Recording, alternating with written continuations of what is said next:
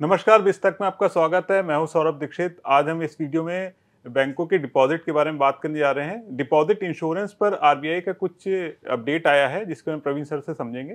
Praveen sir, आपका स्वागत है। Sir, thank you Saurabh. Deposit insurance पे क्या अपडेट आया है बड़ा? देखिए, डिपॉजिट्स को लेके देश में दो तरह की चीज़ें फिलहाल चल रही हैं जी। और ये बहुत महत्वपूर्ण पूरा घटनाक्रम है। इसको हम लगातार कवर भी करते आए हैं अपनी अलग अलग स्टोरीज में। एक जो कहानी चल रही है पूरे देश में इस वक्त डिपॉजिट्स को लेके, जी। एफडीज को लेके, वो ये है कि लोगों का पैसा या आम घरों का पैसा बैंकों में नहीं आ रहा। क्रेडिट या कर्ज उससे ज़्यादा बैंक बांट रहे हैं जी। और ये आरबीआई, सरकार सब इस बात से परेशान है। आपको मैं बताऊं कि कल ही यानी सोमवार को वित्त मंत्री ने जो सरकारी बैंक हैं उनके साथ मीटिंग की थी। उस रिव्यू मीटिंग में इन बैंकों के कामकाज की समीक्षा तो हुई ही, साथ ही बैंकों से को ये साफ तौर पे कहा गया कि वो डिपॉजिट्स को जुटाने के लिए स्पेशल ड्राइव्स चलाएं। जी। ये खास तौर पे एम्फेसिस था फाइनेंस मिनिस्टर का बैंकों के साथ, ताकि बैंकों में डिपॉजिट्स आ सकें, बैंकों को किसी तरह की लिक्विडिटी क्राइसिस का सामना न करना पड़े। एक बात यह है, जो बैंकों को डिपॉजिट नहीं आ रहे, पैसा कहाँ जा रहा है, वो हमने तमाम स्टोरीज में अपने में डिस्कस किया है। मामला एक ये है।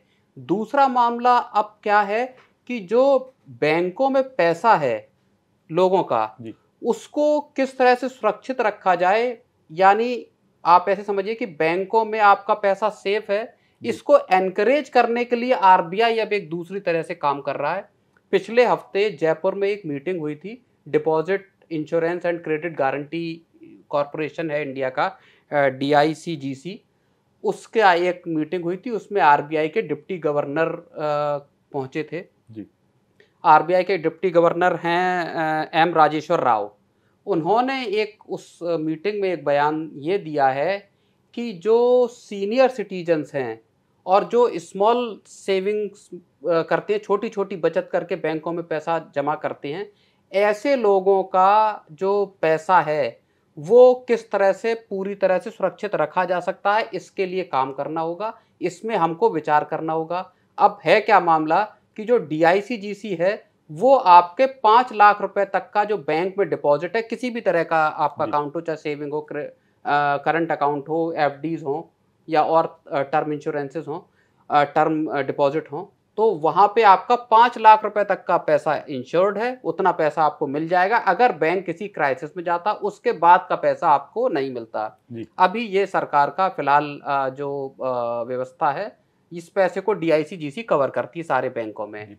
अब मामला क्या है कि चूंकि बहुत सारे जो सीनियर सिटीजन हैं, जो छोटे छोटे डिपॉजिटर्स हैं, वो थोड़ा थोड़ा पैसा बैंकों में जमा करते हैं।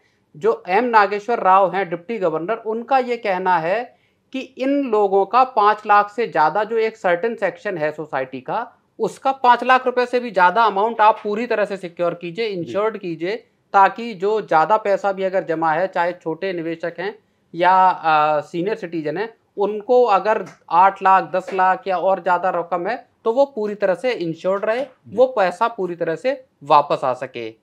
इसी जो मीटिंग हुई थी जयपुर में, इसमें ही आरबीआई के एक और डिप्टी गवर्नर स्वामीनाथन जे ने भी एक बड़ा बयान दिया था। उन्होंने ये कहा था कि बैंकों का जो डिपॉजिट इंश्योरेंस है, उसका प्राइसिंग सेम नहीं होनी चाहिए, उसकी प्राइसिंग वेरी करनी चाहिए, उसकी प्राइसिंग डिफरेंशियल होनी चाहिए। जो बैंक रिस्क मैनेजमेंट में जितना मजबूत हो, उसका जो इंश्योरेंस का प्रीमियम है वो उतना कम हो। जो बैंक का रिस्क ज़्यादा है, वो उसका प्रीमियम ज़्यादा रहे। इसका मतलब यह है कि कोशिश ये है कि बैंक अपने जोखिम को कम करें ताकि वो सुरक्षित रहें।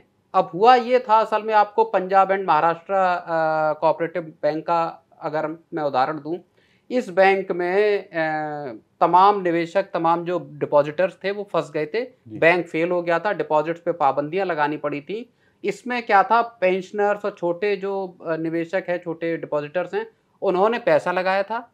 उन्होंने ये सोच के पैसा लगाया कि कोऑपरेटिव्स में ज़्यादा रिटर्न मिलता है, इस वजह से कोऑपरेटिव्स ने वो पैसा बैंक में लगाया। बैंक फेल हुआ तो वो जो एक क्राइसिस पैदा हुई, आरबीआई ये चाहता है कि ऐसी क्राइसिस न पैदा हो और जो सीनियर सिटीजन है वो अपने पूरी जिंदगी भर की सैलरी पर्सन था, पूरी जिंदगी भर की कमाई उसने बैंक में इस वजह से लगाई कि बैंक सुरक्षित है, म्यूचुअल फंड या दूसरे साधनों की बजाय। वहां अगर बैंक फेल होता है तो वो एक बड़ी क्राइसिस बन सकती है। और अब जो आरबीआई गवर्नर है वो ये चाहते हैं, डिप्टी गवर्नर जो एम राजेश्वर राव, उनका जो बयान है अगर उसे हम समझें तो बात ये समझ में आती है कि हो सकता है आने वाले वक्त में सीनियर सिटीजन्स हैं या जो स्मॉल सेविंग करने वाले लोग हैं उनका 5 लाख रुपए से ज़्यादा का पैसा भी सुरक्षित हो सकता है बैंकों में। और ये अपने आप में एक बड़ी खबर है। इस खबर को आप अगर इससे लिंक करेंगे कि डिपॉजिट्स कैसे कम आ रहे हैं तो हो सकता है आप इसको समझ पाएं कि बैंकों को डिपॉजिट बढ़ाने में अब ये एक तरकीब भी मददगार साबित हो सकती है।